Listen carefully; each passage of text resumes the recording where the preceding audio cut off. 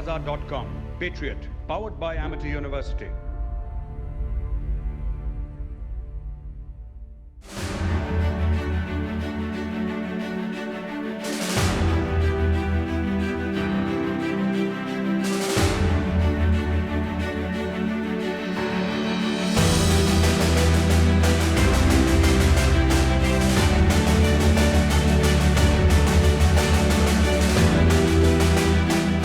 Viewers, I'm here walking on this road, surrounded by natural forests, jungles, and a beautiful clear sky.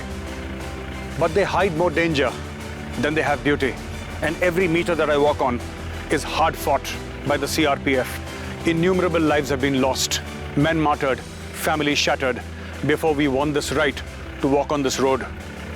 CRPF has not only brought hope to the hundreds of thousands of people living in these interiors, they have also brought a different kind of understanding of the Constitution of India. But viewers, writing on the Constitution is just not enough. There are people who defend this Constitution. There are people like soldiers from the CRPF who walk with weapons in their hands and ensure that the common people here feel safe. Viewers, I will take you to bends on the road.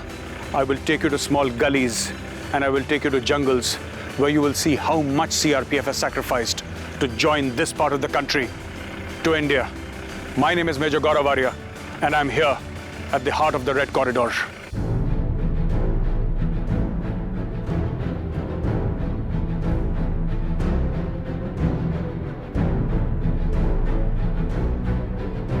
Viewers, I'm at the battalion headquarters of 219 Battalion of the CRPF at Injiram. And from here, very shortly, we are going to cover the distance of 20 kilometers to a location called Bheji. Now, the road between Injiram and Bheji is a very dangerous road. Over the past few years, it has seen a lot of CRPF Jawans falling in action. A lot of CRPF Jawans being martyred here for the defense and the construction of this road. Viewers, what I have here is the protection detail. These people are going to go there and deploy on the road. These soldiers here you see with automatic weapons and grenade launchers, etc. They're going to be deploying on the road. I am at the heart of the Red Corridor. This is the heart of anti-Naxal operations. This is where Naxal activity is the most, which is why we require such protection, which is why the road requires such protection. Now, viewers, you would have seen roads built in your life, and you would have seen how roads are made of concrete, of bitumen, of sand, stones, mud, water. All these are required to make a road. For the first time in your life, I'm going to show you a road that has been made with the blood of the CRPF soldier. There have been tens of CRPF soldiers who have been martyred here defending this road. There have been amputations, there have been IED blasts. We'll show you vehicles which have been burned by the Naxals, how people have been threatened, and how CRPF is fighting this battle each and every single day so that civilization reaches a helpless population which has almost lost hope. For today, my ride is this big MPV, the Mine Protection Vehicle. This vehicle will ensure that should we, heaven forbid, go over a mine or go over an IED, improvised explosive device, and if it blasts, at least we are safe. This is a mine protection vehicle, and we can only travel in this vehicle here. This area is extremely dangerous. And now we're going to make that journey to take you, to show you this road. There are 4 or 5 such roads in the entire area, but this is one road which has been completed, which has been made, and the CRPF is the biggest contributor in making this road. Once you see this road, you will realize the kind of sacrifices which are required. As I told you, viewers, this road has been made with the blood of the CRPF soldier.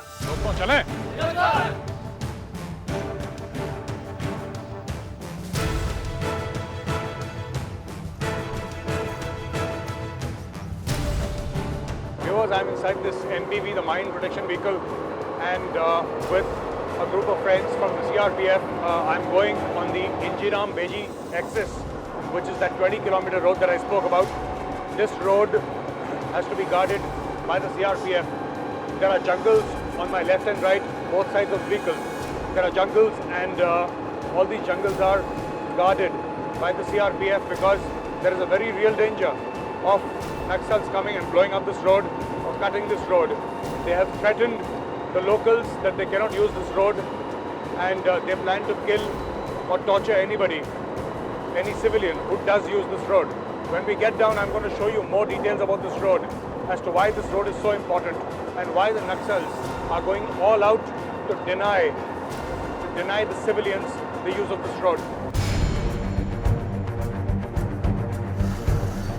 Viewers, we have reached this place, Bheji. Bheji is the last point on this road, the 20-kilometer journey that we made. Now, beyond this road is in such a backward area that beyond this road, there is absolutely nothing. And these motorcycle riders, they had come with us all the way, clearing the way and giving security to this particular MPV. Now, they're going inside. And beyond this road, as I said, viewers, there is nothing absolutely. There is a small village here. And this is the heart of the Red Corridor, the heart of Naxal-dominated activity. And now we are going to start speaking to some people here, some CRPF officers and men, what it costs them in terms of lives lost, limbs amputated, and comrades who are no longer with them today. You know, what did it cost the CRPF to get this road built, this 20-kilometer road, which is made of nothing but blood, guts, and raw courage.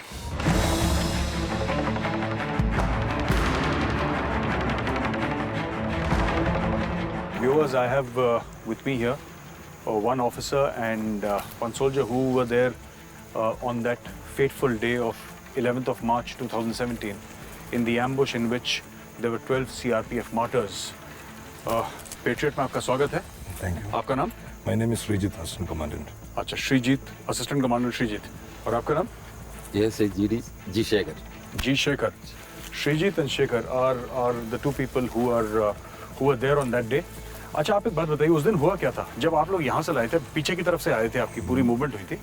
फिर कौन-कौन सी जगह हैं जहाँ पे ambush हुआ और किस तरीके से यहाँ पे आईडी फटी? क्या हुआ था उस दिन? एक्चुअली उस दिन जब हमें मतलब 10 तारीख को ही पता चला कि अगले दिन हमें ड्यूटी जाना है, आरओपी एंड मार्केट बेजी हाट जो लगता है जी, हर हफ्ते में होता है सैटरडे को. अच्छा, तो उसके लिए भी हमें प्रोटेक्शन देना पड़ता है, पूरा एग्जाम से बेजी तक पूरे बिल्कुल लग जाते हैं. तो प्लान के हिसाब से हम लोग 8 बजे कैंप से निकले थे. Actually there were 3 parties. उसमें 3 पार्टीज था.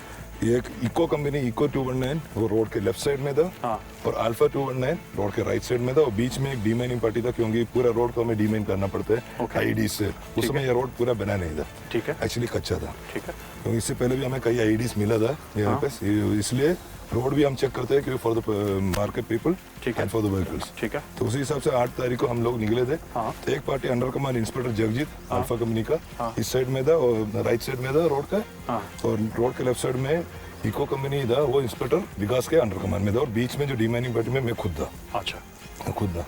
तो हम कैंप से निकल के यहाँ पे जो पुलिया 3 नंबर पुलिया के पास तक मैं पहुंचा. तो मेरा पार्टी जो बीच वाला करेक्ट. तो राइट साइड में जगजीत का पार्टी से मैंने पूछा था कहाँ पे है. जगजीत ने बोला हम 3 नंबर का पार होकर 4 नंबर की तरफ जा रहे हैं.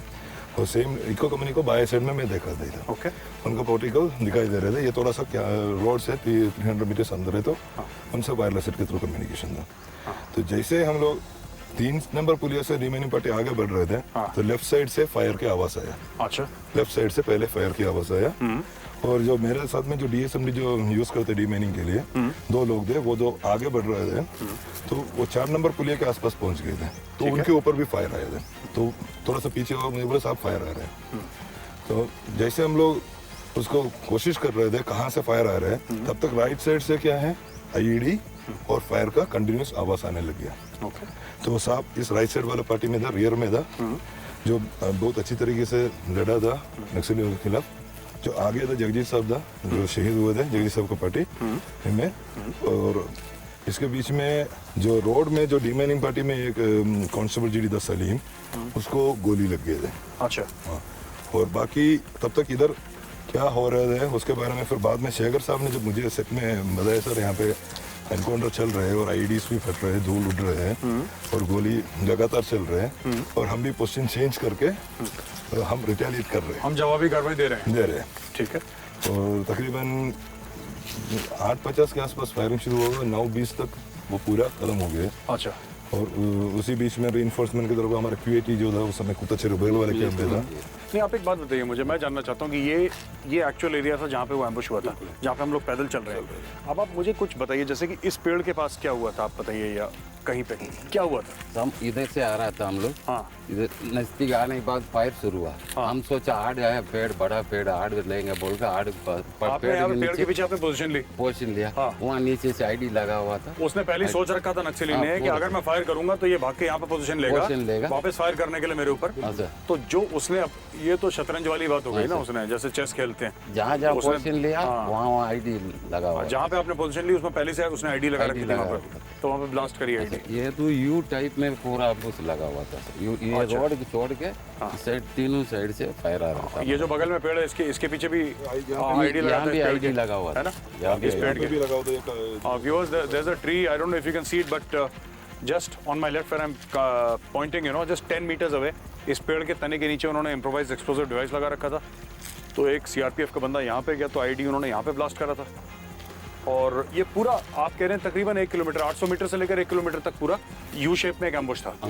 एक सी शेप में rather, not U, C shape में। It was a C shape. Road के उस पार में से भी फायर आया था। हाफ मून एक हाफ मून एम्बुश उन्होंने यहाँ पे फिट करा और देन एवरीबॉडी स्टार्टेड फायरिंग। 21 लोग तकरीबन 300 लोग के खिलाफ लड़े उस समय। बिल्कुल। सीआरपीएफ के 21 जवान 300 नक्सलियों के खिलाफ लड़े और उनके पैर उखाड़ दिए, वहां से नक्सली भाग गए, लेकिन आपके 12 साथी शहीद हो गए उस दिन। So viewers, this is the story of how, you know, they placed a very professional, a very tactically brilliant C-shaped ambush here, used almost 300 to 350 men, and there were 21, 22 CRPF soldiers who were coming. They ambushed them, and then the CRPF soldiers fought back. You know, CRPF has been through so many ambushes like this in Dantewala and Sukma, other places along the Red Corridor. So much of blood has been shed. And you know, it's high time that I think we went on the offensive and we grabbed the opportunity with our hands, with both our hands, because Naxalism feeds on a certain kind of mindset, and for that mindset to go, development is a must. Everything that is available in cities and in towns in India, that must come to these villages. The day that comes to the villages, Naxalism will die, and this is what the CRPF is trying to do, you know, getting a road made, getting a small hospital made. But they would still need support like telecommunication. There is zero communication here. There is nothing. Mobile phone does not work here. You know, we've been here, as I mentioned, for the past 3 days. Nothing. Can't make a single call. Can't send a WhatsApp message or an SMS from here. And this is what is greatly benefiting the Naxal. नक्सलों को इसी चीज़ का फायदा है कि आप किसी के साथ कम्युनिकेट नहीं कर सकते। कल अगर कोई नक्सली, ये तो थैंक गॉड यहाँ पे सीआरपीएफ है, अगर कोई और गाँव है वहाँ पे जहाँ पे 100-200 लोग रह रहे हैं और वहाँ पे सीआरपीएफ आसपास नहीं है, क्योंकि सीआरपीएफ हर जगह तो रह नहीं सकती, वहाँ पे अगर है और वहाँ पे अगर नक्सल आके 15 लोगों को मार देते हैं तो दुनिया को पता भी नहीं लगेगा कि 15 लोगों को मार दिया नक्सलियों ने। इस चीज़ का नक्सली फ़ायदा उठा रहे हैं। अगर यहाँ पे मोबाइल फ़ोन कम्युनिकेशन होता, अगर यहाँ पे प्रॉपर कम्युनिकेशन होता, इंटरनेट होता, तो ये सब वो लोग कर ही नहीं सकते। And this is food for thought. I think this is going to be the primary weapon in the fight against naxalism here in the red corridor.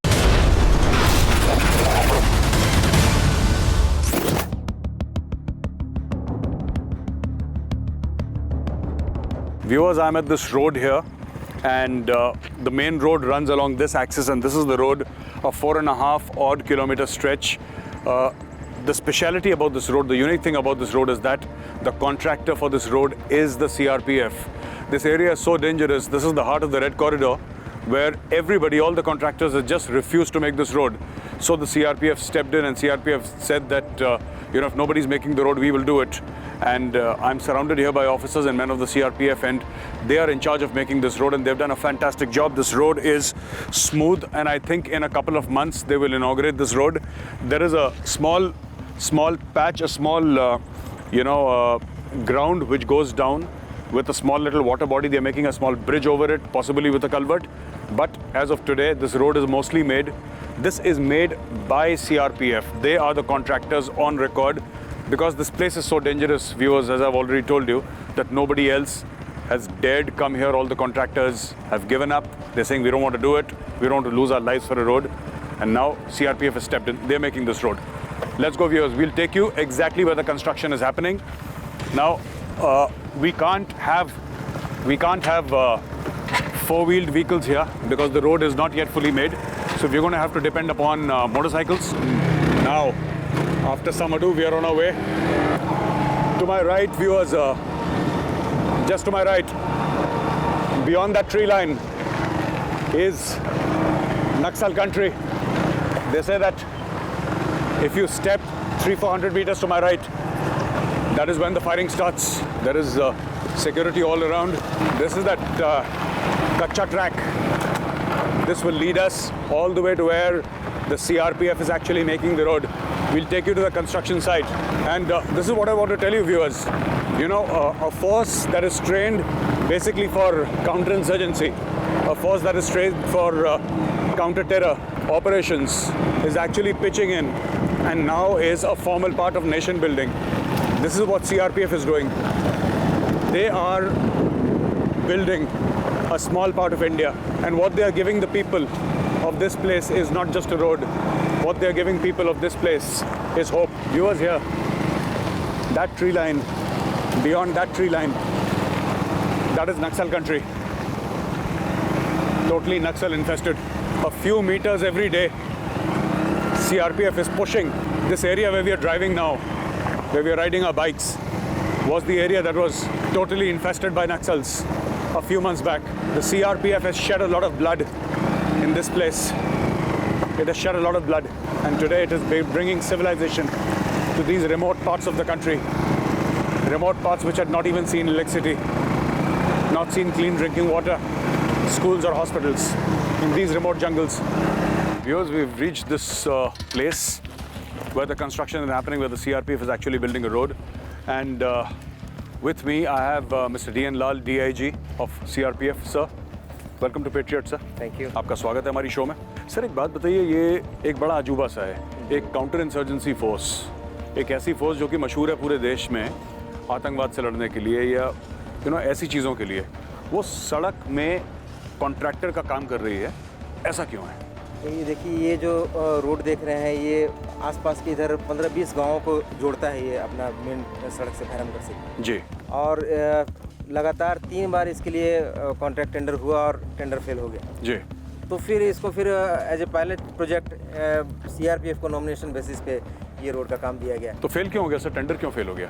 अब कोई तैयार नहीं था, नक्सली बिल्कुल बनने नहीं देते थे यहाँ रोड. अच्छा, तो नक्सलियों ने धमकी दी होगी लोगों को? बिल्कुल धमकी दिया इन्होंने, और फिर कोई हिम्मत ही नहीं किया किसी ने यहाँ इस टेंडर लेने के लिए. तो फिर अंत में CRPF ने बोला कि हम बनाते हैं रोड. जी. फिर तो सर, कब तक आपको लगता है कि बन जाएगी सड़क? बस इस मार्च एंड तक हमने सोचा है इसको खत्म कर देंगे. खत्म कर देंगे आप लोग? जी जी. अच्छा सर, एक बात बताइए, ये सड़क जो है, जी. ये पतली सड़क है और आप कह रहे हैं कि कई गाँवों को कनेक्ट कर रही है साथ में. नक्सलियों को इस सड़क से क्या परेशानी है? बहुत परेशानी है उन्हें. ये सड़क बनेगा, सड़क बनने के साथ सारा डेवलपमेंट वर्क, विकास का सारा साधन गांव वालों को पहुंचेगा, लोग शिक्षित होंगे, स्कूल पहुंचेगा, कॉलेज पहुंचेगा, हॉस्पिटल पहुंचेगा, आंगनबाड़ी और जो भी जन वितरण प्रणाली है सब सुचारू रूप से शुरू हो जाएंगे जी. और बच्चे जब पढ़ जाएंगे तो वो फिर क्वेश्चन करेंगे इन नक्सलियों से. अच्छा. जो कि उनको पसंद नहीं है क्वेश्चन. उन्हें पसंद नहीं है. सवाल पसंद नहीं है नक्सलियों को. पसंद नहीं है नक्सलियों. जो सवाल पूछता है उसको गोली मार दो बस. जी. अच्छा, तो फिर कह रहे हैं कि जड़ से प्रॉब्लम खत्म करो, सड़क मत बनने दो. बिल्कुल. तो इस सड़क को बनने में कुछ परेशानी आई सर शुरू में जब आपने सड़क बनाना शुरू करी? काफ़ी परेशानी आई है इसमें. हमारा एक विजय सिंह यादव कांस्टेबल, हमारा उसका पैर ID में उड़ा है उसका. अच्छा, उन्होंने ID लगा रखी थी? ID लगा रखी थी उन्होंने. Viewers, an ID is an improvised explosive device. So what the DIG sahab is saying that they have placed an explosive in the ground which was hidden, and this Jawan of CRPF, he stepped over the ID and his leg was blasted off. So अभी ठीक ठाक है बंदा अपना? अभी ठीक है, उसका पहले से काफ़ी बेहतर है, रिकवर कर रहा है वो. रिकवर कर रहा है. अच्छा सर, एक बात बताइए, यहाँ पे एक बार सड़क बन गई तो आप कहते हैं कि विकास सब शुरू हो जाएगा और लोगों को जो सुविधा मुहैया है सरकार की तरफ से होना शुरू हो जाएंगी.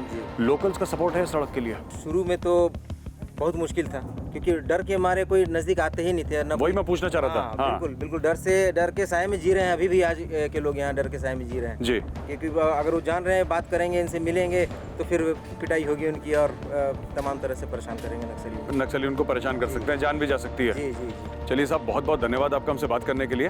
Thank you very much for speaking to us. And again on behalf of team Patriot, thank you sir.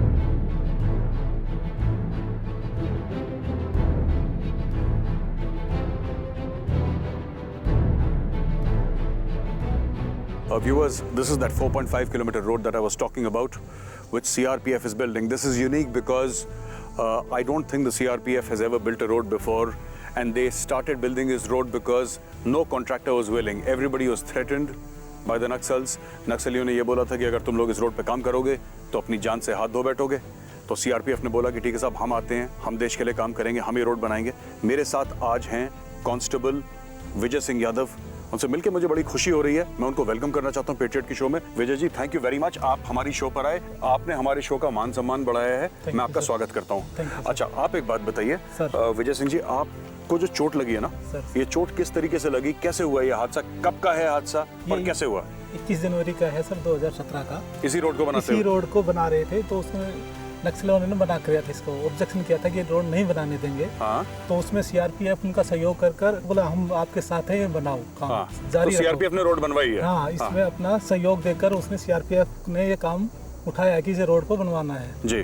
तो हमने इसी रोड पे हम ड्यूटी लगी हुई थी, कंस्ट्रक्शन का काम चला हुआ था। हाँ। उसी दौरान हमारी इसमें देख रेख का हमारा था काम। अच्छा। तो उसी दौरान हम इसी रोड में आके यहाँ पर आए हुए थे ड्यूटी, तो उन्होंने मना किया था। उसी दौरान हम इसकी देख रेख में चल रहे हुए थे। एक सेक्शन हमारा रोड के ऊपर चल रहा था और 2 सेक्शन दाएं बाएं चल रहे थे। प्रोटेक्शन के कारण इसी सेक्शन पर कभी किसी प्रकार से नक्सली हमला नहीं बोले, इसलिए अपने प्रोटेक्शन के साथ साथ ऐसे चल रहे थे। तो उसी दौरान बीच में ये इसने तरीके से लगाई हुई थी, उसको हम जजब नहीं कर पाए। आईडी लगा रखी थी? आईडी लगा रखी थी सर। अच्छा। उसमें हमने, हमारे पास डॉग भी थे, साइड में चल रहे थे, और डीएसएमडी भी थी, उसी का भी उपयोग करते हैं चेक। अच्छा, माइन डिटेक्टर। माइन डिटेक्टर, ठीक है। तो उसी दौरान हमने चल रहे थे, तो फ्रंट में मेरे को डिटेल किया हुआ था कि आप आगे चलेंगे। तो आप स्काउट थे? हाँ, स्काउट थे। अच्छा। तो उसी में दौरान चल रहे थे, तो हमारा पैर उसके ऊपर लग गया, और जिससे से हमारे को एक नुकसान हुआ पैर का। अच्छा। और उसी समय देखा कि पैर चल जा चुका था, लेकिन मेरे जो सहयोगी थे वो बहुत हौसला बुलंद जवान थे। मेरा हौसला बढ़ाया, और खुद भी जो नक्सली उसको चारों तरफ से देखने के लिए उनको कहीं और एम्बुश तो नहीं लगा रखा था, स्काउट उसको बराबरी से सर्च कर रहा था। अच्छा। और मेरे को भी वहाँ से जिस स्थान पर मैं गिरा था उसे उठाकर रोड पे ले आए, रोड हेड पे सहयोग किया। लेकिन मैं भी फर्स्ट रेस्पॉन्डर था, मेडिकल फर्स्ट रेस्पॉन्डर था। इसका जानकारी मेरी थी कि ब्लड रोक लेंगे तो हमारी जान को खतरा नहीं है, क्योंकि ह्यूमन बॉडी में 5 से 6 लीटर ब्लड होता है, उसको हम कंट्रोल कर लें, बहने नहीं देंगे तो हमारी बॉडी 2 से। तो आप फर्स्ट रिस्पॉन्डर रह चुके हैं? हाँ सर, मैं फर्स्ट रेस्पॉन्डर हूँ। अच्छा। Medical first responder. इसकी मेरे को जानकारी थी कि ब्लड ज़्यादा 1.5 से 2 लीटर निकल जाएगा तो आप सीरियस हो सकते हैं, इसलिए मैंने अपने सहयोगी से। नहीं तो आप एक बात बताइए विजय जी, फिर आपने खून कैसे रोका? खून इसलिए ऐसे रोका कि सहयोगी का साथ लिया, और सहयोगी मेरे साथ थे। हाँ। उसको बताया कि इसको ब्लड को बांधना है, कसकर बांधना है, तो कपड़े से। तो अपने मेरे सहयोगी लक्ष्मण है, उसने अपनी पगड़ी दी और पगड़ी से इसको टाइट बांधा। टूनिकेट करते हैं मेडिकल भाषा में, टूनिकेट कहते हैं उसको। टूनिकेट किया और मैं उसी रोड के ऊपर पैर को एलिवेशन दे दिया, लेट गया, जिससे कि बड़ा ब्लड है जो चेस्ट से ऊपर नहीं जाता है, पंपिंग नहीं करता है, इसलिए वो कम निकलेगा। तो लक्ष्मण आपके साथी थे? हाँ, लक्ष्मण हमारे साथी थे। उसने, अच्छा, तो उसने अपनी पगड़ी निकाली और इसको कसकर बांध दिया। और बांधने के बाद आपने लेग रेज कर दिया। हाँ, कि जो छाती से खून यहीं पर है। यहीं रहे। अच्छा, फिर क्या हुआ उसके बाद? ये आपको ले गए फटाफट अस्पताल? हाँ सर, वहाँ पर से हमने कम्युनिकेशन होता सिस्टम होता है, तो हमारे हेडक्वार्टर में कम्युनिकेशन सिस्ट कर दिया। कुछ ही मिनटों में हमारे द्वितीय कमान अधिकारी और अन्य अधिकारी वहाँ पर तुरंत समय पर पहुँचकर मेरे को वहाँ से केयर कर लिया और तुरंत हॉस्पिटल में पहुँचाया गया। और मेरे को गर्व है कि मेरे अधिकारी और जवान इतना सहयोग दिया। और मैं भी अपने देख जवानों का हौसला रखा, मैं अपना हौसला नहीं खोया। अच्छा। क्योंकि मैं ऐसे तैयार होना चाहता हूँ कि फिर सही होकर फिर लड़ना चाहता हूँ इसको। आप एक बात बताइए सर, कमाल है, आपको इतनी, लोगों को तो छोटी सी चोट लग जाती है, लोग दिल पे लेके बैठ जाते हैं, हिम्मत हार जाते हैं, आपको इतनी खतरनाक चोट लगी, आप कह रहे हैं दोबारा लड़ने को तैयार हैं? सर, देश के लिए सर मर मिटने के लिए अपन आए हैं। हमारा गर्व है कि देश के लिए हमारी सेवा का मौका मिल रहा है। बिल्कुल। Viewers, see, the point is not that somebody got injured and somebody lost a leg. You know, it's a very serious thing, and I'm sure he must be feeling bad, his family must be shattered. But look at the morale of the soldier. आप एक फौजी का दिल देखिए, आप एक soldier का दिल देखिए। वो कह रहे हैं मैं आज भी तैयार हूं, आदेश मिलेगा मैं दोबारा वहीं पे जाके लड़ूंगा।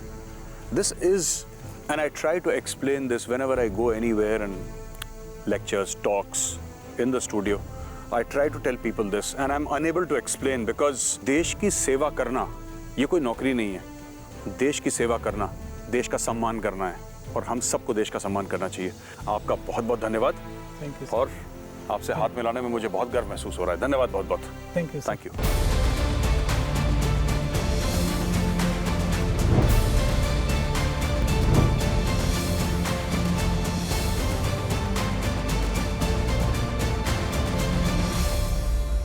PolicyBazaar.com, Patriot, powered by Amity University.